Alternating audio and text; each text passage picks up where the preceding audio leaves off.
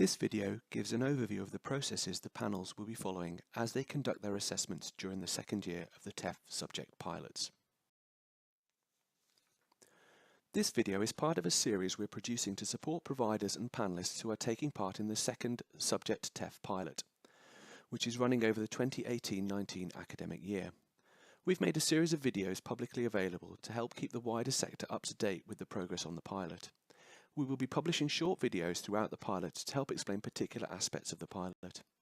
We're also publishing a separate series of videos to support students and providers who are interested in applying for the TEF Year 4 award. Both series are available on the Office for Students website.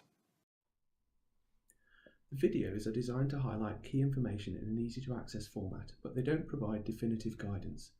For definitive information and guidance, you should refer to the series of documents shown in the slide. These are the government response to the TEF consultation. This document responds to the Teaching Excellence and Student Outcomes Framework subject level consultation, which put forward detailed proposals on the design of subject level TEF.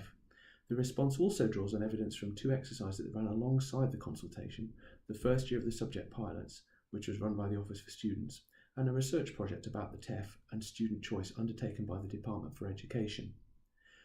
The OFS is reporting the findings of the first TEF subject pilot. This report summarises the key results and findings from the 2017-18 Teaching Excellence and Student Outcomes Framework subject pilot. The TEF subject pilot guide. This guide explains how the second year of subject level pilots will be conducted and what is being tested and evaluated in order to develop full subject level TEF for future years of assessment. It also explains how participating universities and colleges and their students should take part, and how the pilot panels should undertake the assessment. And lastly, the guide to subject level pilot data. This is an accompanying guide that provides detailed information about the data that will be used in the second subject pilot. Links to the supporting documentation are provided at the end of this video. The second pilot exercise has been designed to test approaches that can be scaled up to a full subject level exercise. This extends to the configuration of the pilot subject panels. As with the previous pilot exercise, assessment will be conducted both at provider and subject level. The main panel will carry out assessment at provider level and will be collectively responsible for deciding the provider level ratings. Each subject panel will be collectively responsible for deciding the subject level ratings for all subjects within its remit. The table here shows the configuration of the 5 subject panels and the subjects within the remit of each of these panels. For full subject level TEF, subject panels will be required to make thousands of subject level assessments, and at that stage we estimate that the subject level TEF will require 10 subject panels. For the second pilot, to test scalable processes with realistic panel workloads, we have 5 paired subject panels. Each of the 5 paired panels comprises 2 main clusters of subjects and could operate as 2 separate panels in future. The main panel will undertake the provider level assessment to determine provider level ratings and produce a statement of findings for all participating providers. It provides an oversight to ensure consistent standards of assessment by the subject panels and support the assessment of issues with widening participation and with interdisciplinary provision, as well as providing feedback on the pilot process from across the main and subject panels, and providing advice and recommendations on future subject level TEF design and delivery. One of the refinements to this year's pilot is the revisions made to the panel membership and roles aimed at enhancing student membership on the main panel. Students now play a larger part in provider level assessment with the addition of student deputy and 3 student panel members. The panel, led by the chair, comprises a student and academic deputy, and academic members with institution-wide responsibility, employment and widening participation experts. Subject panel co-chairs and deputy chairs are also members of the main panel and provide the link between the main panel and the subject panels. We will test the interaction between the pilot main panel and the subject panels, where the main panel provides oversight of the subject panels to ensure consistency in their approach across subjects, and the coherence between the subject and provider level assessment. All panels, both main panel and subject panels, will follow a structured method of assessment to maximise consistency in judgments and fairness of assessment. The final judgment, however, is holistic and takes into account all the evidence. Each pilot subject panel will comprise 2 co-chairs and 2 student deputy chairs to cover each of the paired subject clusters, approximately 12 academic members and 6 student members, and additional employer and PSRB representatives. For full subject level TEF, we anticipate that each of these panels would split into 2, and each of the 10 resulting subject panels would expand its membership as needed to manage the volume of assessments. Subject panels are responsible for producing subject-level ratings and statements of findings for all subjects within their remit, and for providing feedback from the panel's perspective.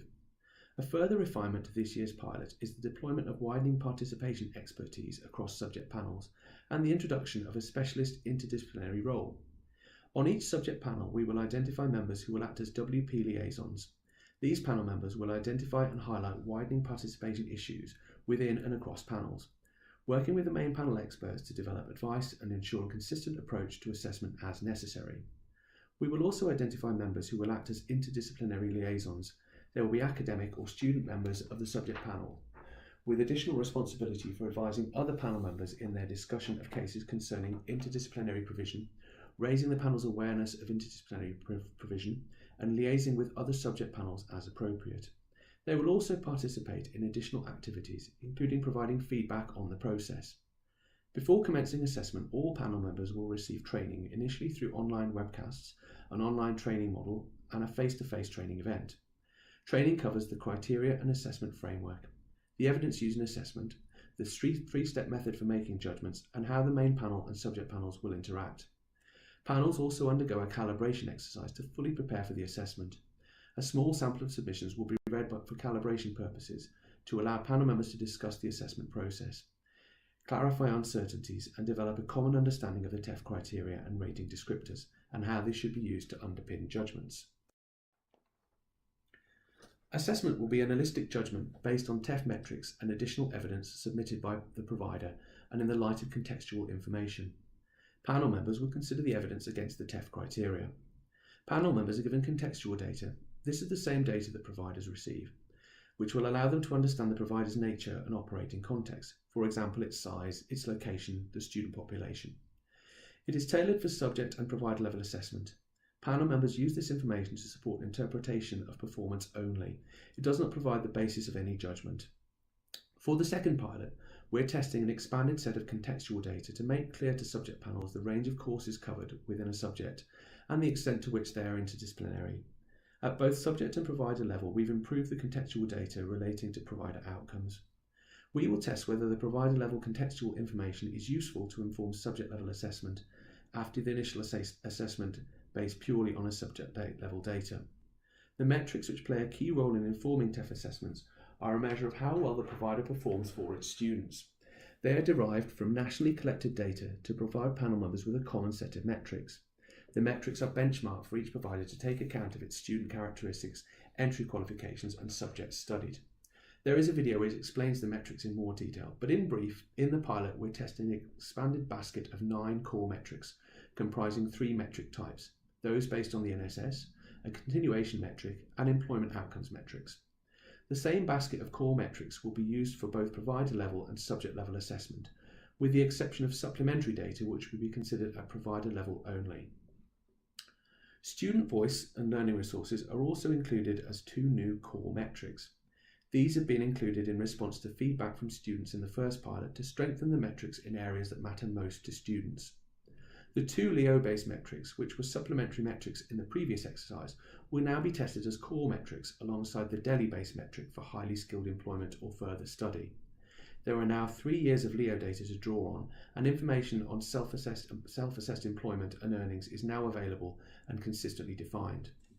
The Delhi-based metric that measures the proportion of students in employment or further study has been removed in anticipation of the discontinuation of the Delhi survey and to ensure that employment outcomes are not duplicated or overweighted. In the pilot, we're also testing an expanded set of supplementary metrics relating to degree classifications. These metrics are not benchmarked and apply at provider level only to those providers who have taught degree awarding powers. Differential degree attainment will show the number and proportion of degrees awarded as firsts and 2-1s 6, 4 and 2 years ago to each of the student groups shown in the splits. These data are at an early stage of development and we expect in future to align them with the OFS's approach to access and participation in higher education. We will explore how these data can be developed and used in submissions alongside the splits and evidence in relation to assessing positive outcomes for all. The data on grade inflation will show the number and proportion of degrees awarded as firsts, 2-1s, other degree classifications and unclassified degree awards. 10, 6, 4 and 2 years ago. As in provider level TEF, it will be used in combination with evidence in the submission as potential evidence of relation to assessing rigour and stretch. With respect to additional data on part-time provision, providers with at least 35% of their students studying part-time may, for the provider level assessment only, submit an additional but optional page of quantitative information which would be considered alongside the assessment of the metrics. Its aim is to supplement the metrics where limitations specifically affect part-time provision. Finally, the mandatory written submission is an essential element to enable panels to make holistic judgments against the TEF criteria.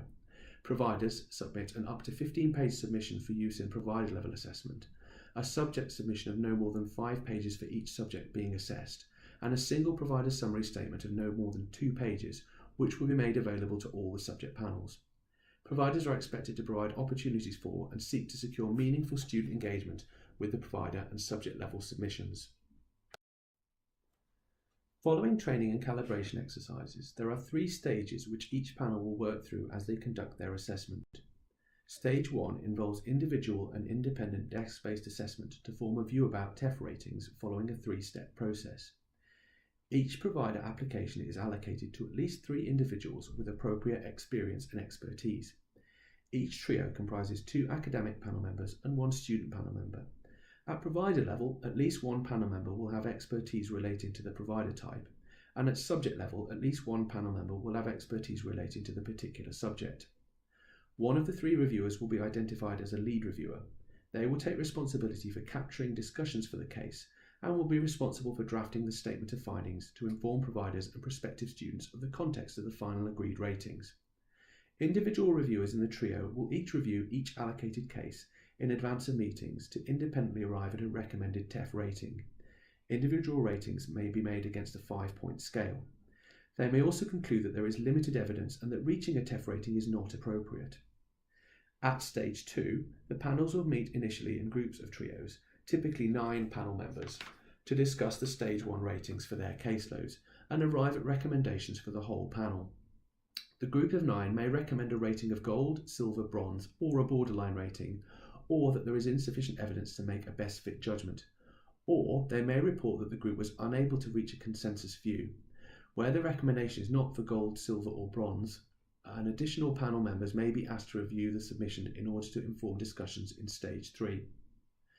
For stage 3, the whole panel will convene to consider the stage 2 recommendations and agree final ratings. All cases will be considered with a particular attention paid to borderline cases and cases which were flagged as particularly challenging.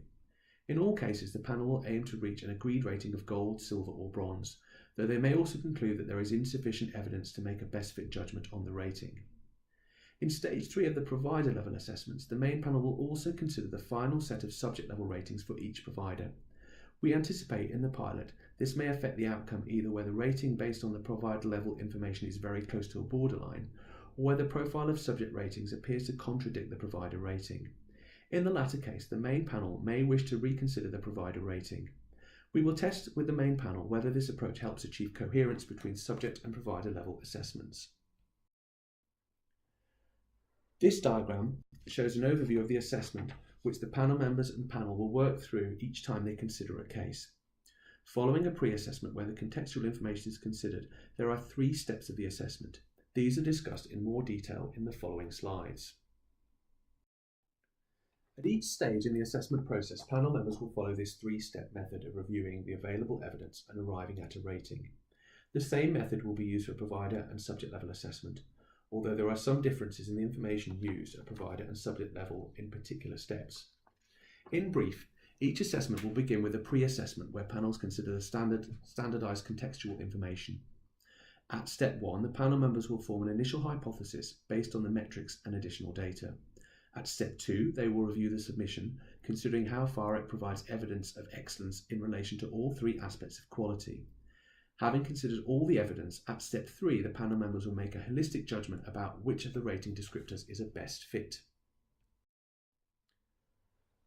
It follows that at each step of the assessment, panel members will consider different evidence, with each step building on evidence from the previous steps.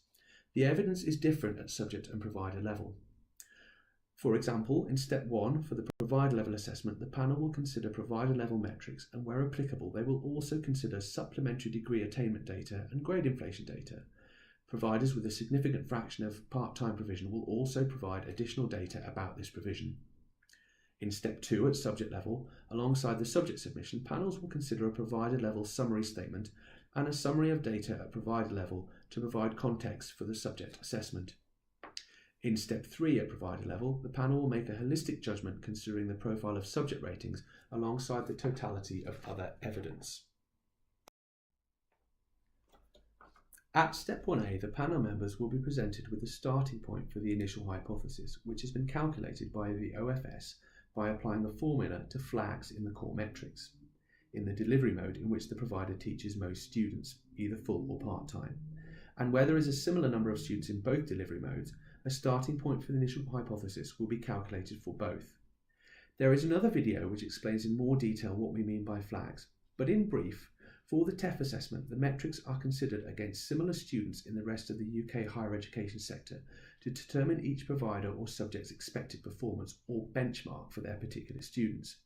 If the actual performance of a provider or subject is significantly above or below its benchmark for that metric, a positive or negative flag will clearly indicate this, and these are the flags which are used to calculate the starting point for each assessment. So, step 1A is formulaic and determines the starting point for the initial hypothesis. At step 1A, the starting point is determined by looking at the flags in the 9 core metrics in the majority mode. The 5 NSS metrics, when flagged, are worth a half point. The continuation metric has a weight of 2, and the 3 employment metrics are worth 1 point. The maximum possible is therefore 7.5 points. In its lessons learned exercise after TEF Year 2, the DFE determined that NSS metrics should account for 1/3 of the overall weighting of metrics when calculating the initial hypothesis. The weightings for this pilot have been set to maintain this overall weighting of NSS metrics. The weighting for continuation has been increased to recognise the importance of continuation as an indicator of student success, which also underpins excellence in other areas. The table sets out the formula for calculating the starting point of the initial hypothesis that we will test in the pilot. The formula is based on broadly the same proportions of positive or negative flag values associated with gold and bronze starting points as those used in previous TEF exercises.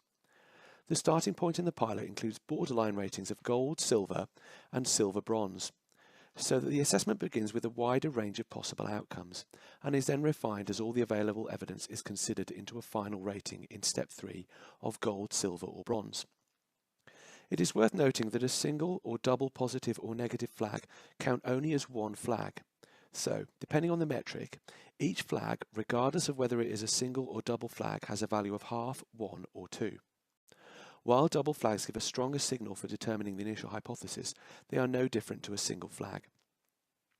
The introduction of borderline ratings of gold, silver and silver bronze in step 1A does not imply that the subsequent steps can only result in an adjacent rating either side of the borderline. There is no limit to how far the rating in subsequent steps may move away from the step 1A initial hypothesis, regardless of whether the step 1A rating is borderline or not. In all cases, the starting point for the initial hypothesis should not be interpreted as indicative of the final rating. It is simply a starting point for the assessment process. The core metrics provide proxies for the performance across all 3 aspects of quality, but do not directly or fully address all 11 criteria. The final rating will be determined following the consideration of all the available evidence in both the metrics and the submission against the full set of criteria. This table sets out the starting point for each possible flag combination. The diagram is available on the TEF Subject Pilot Guide, which is on the OFS website.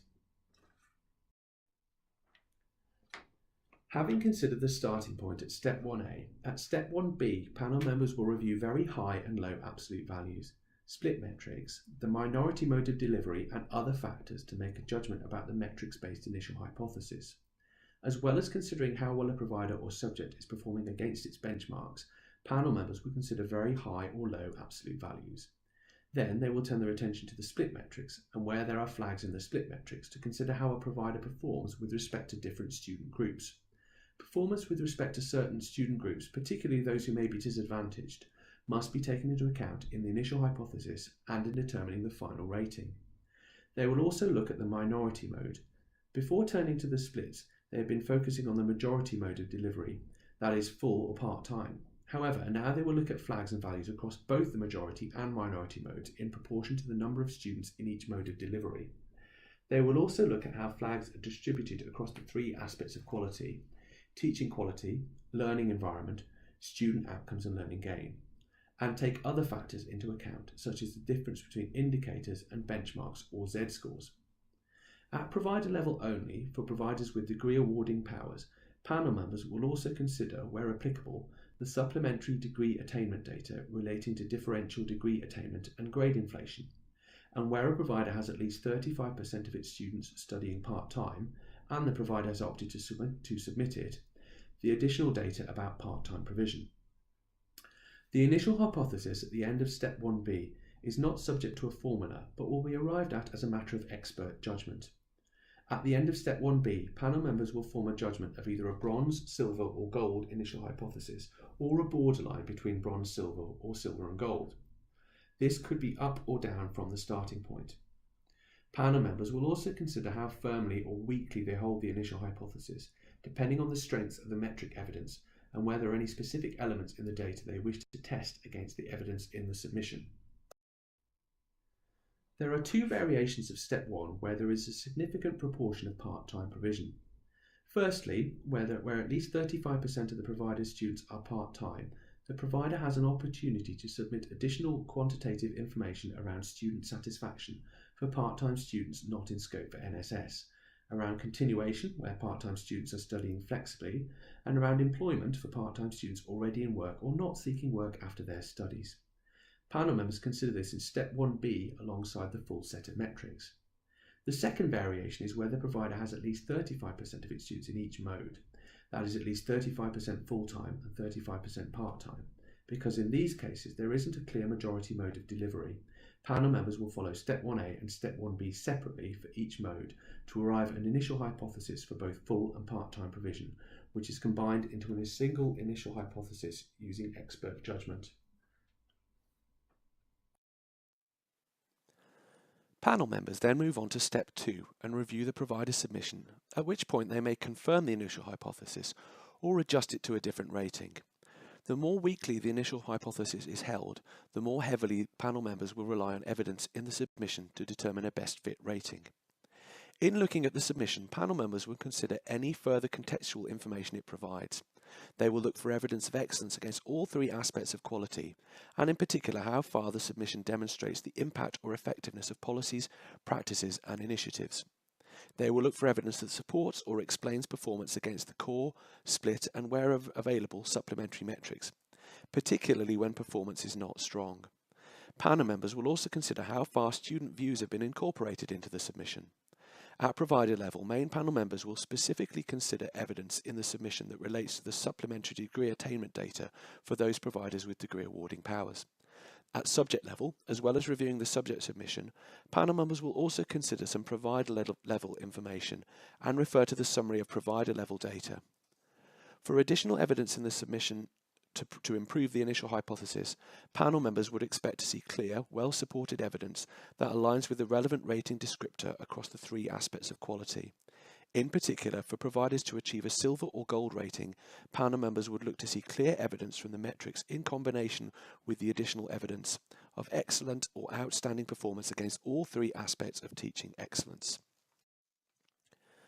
In Step 3, panel members consider the totality of the combined evidence, that is, the metrics and submission, to make a best fit overall judgment against one of the three rating descriptors of gold, silver or bronze. The rating descriptors set out typical characteristics at each level of excellence related to the criteria. The rating descriptors are tailored at provider and subject levels. Panel members will use these descriptors to make a best fit judgment. There is no set weighting between the metrics and submission. If the metrics do not provide clear-cut or consistent evidence, the submission will be especially important. Conversely, if the submission includes limited evidence, proportionally more weight will be placed on the metrics. In this case, the metrics should be considered against the rating descriptors, and the final rating may differ from the initial hypothesis. Providers should not assume that because their metrics give a starting point of, for example, silver, that they do not need to justify those metrics and that the final rating awarded will be silver. The only part of the assessment process that is formulaic is the starting point at Step 1A. Step 1B includes an element of professional judgment which can lead to a rating going up or down, as is the case for Steps 2 and Step 3. Where the initial hypothesis is gold or silver, the panel should expect to see additional evidence in the submission that supports that hypothesis to merit a best fit judgment of gold or silver based on the totality of evidence. Where the initial hypothesis defaults to silver largely due to limitations in the data, such as non-reportable metrics or a lack of flags due to small cohorts, the panel should expect substantive evidence in the submission that aligns with the silver or gold rating descriptor in order to merit a best fit judgment of silver or gold. At the final stage of the assessment, after all of the subject ratings have been determined, the main panel will have the opportunity to consider the profile of subject ratings when finalising the provider ratings. We anticipate that this may affect the holistic judgment, either where the rating based on the provider level information is very close to a borderline, or where the profile of subject ratings appear to contradict the provider rating. In the latter case, the main panel may wish to reconsider the provider rating, taking into account all of the provider level evidence and the profile of subject ratings. We will test in the pilot whether this is an appropriate way to achieve coherence between the subject level and provider level ratings. The pilot will test processes for moderating judgments within each panel and for ensuring consistent standards of assessment across the subject panels. The main panel will test means of ensuring consistency of assessment standards across the subject panels. Consistency checks across panels will be carried out primarily by the subject panel chairs and deputies and will include progress reports from subject panels at each main panel meeting, including opportunities to raise and resolve issues that caused uncertainty in the assessments. Comparison of rating profiles across the subject panels provided to the main panel after each round of the subject panel meetings and how they relate to metrics profiles. Where divergences are identified, these will be discussed and may be investigated further or resolved through providing advice to the subject panels. Observation at subject panel meetings by some panel members, including the chair and deputies, as well as WP and employer experts. These observations will be fed into the discussions of the main panel. Although this group will be checking for consistency across the subject panels, it is not anticipated that the group will involve itself in individual ratings at subject level. Rather, they will provide observations and advice to the subject panels. The panel's assessment caseload will be spread roughly evenly between 2 assessment meetings. These meetings will vary in length. Some will be 2 days and some 3 days, in order to account for the differing workloads of the subject panels. For the full-scale subject exercise, it will not be possible for panels to work through their entire caseloads in a single meeting, so we are looking to test processes for spreading the assessment over a number of meetings. Subject panels and the main panel will carry out initial calibration exercises to develop a common understanding among their members of the assessment standards. As the assessment progresses, each panel will monitor the profile of ratings across individuals, subjects and provider types, and will pay particular attention to the ratings for borderline or more complex cases. For example, they may consider the overall balance of gold, silver and bronze ratings, the breakdown by provider type, or the breakdown by subject. Panels may revisit ratings from earlier meetings to do this, with all ratings finalised only at the final meeting. The panel holds the overall responsibility for agreeing ratings for cases within its remit. Each provider that participates in the pilot will receive indicative ratings and statements of findings at provider level and for all of their assessed subjects. Ratings derived from the pilot exercise are indicative only. They will not be published by the OFS and cannot be used by providers in publicity or marketing. The statements of findings will be drafted by lead reviewers using assessment templates as a starting point. The panel has a responsibility to ensure that statements are appropriate and consistent. Statements of findings will set out at a high level the rationale for the rating. We will explore how the statements could be made most useful to students and providers and to support enhancement in a way that is scalable for the full subject level TEF. In addition to providing statements of findings for individual ratings, we intend to further explore and test ways that TEF can support sector-wide enhancement. For a sample of their subjects, we will ask panel members to produce reports identifying good practice and areas for development based on a synthesis of the evidence submitted in the pilot. These reports may be published, as well as the panel's reports that provide feedback on the assessment process. Chairs and deputy chairs will jointly hold responsibility for drafting these reports, but will seek input from the panel as a whole throughout the assessment process. Okay, thank you for listening. I hope this video has given you a good general understanding of the panel assessment processes. Obviously, there's a lot more detail in the guidance documents, but of course if you have any questions, please don't hesitate to get in touch.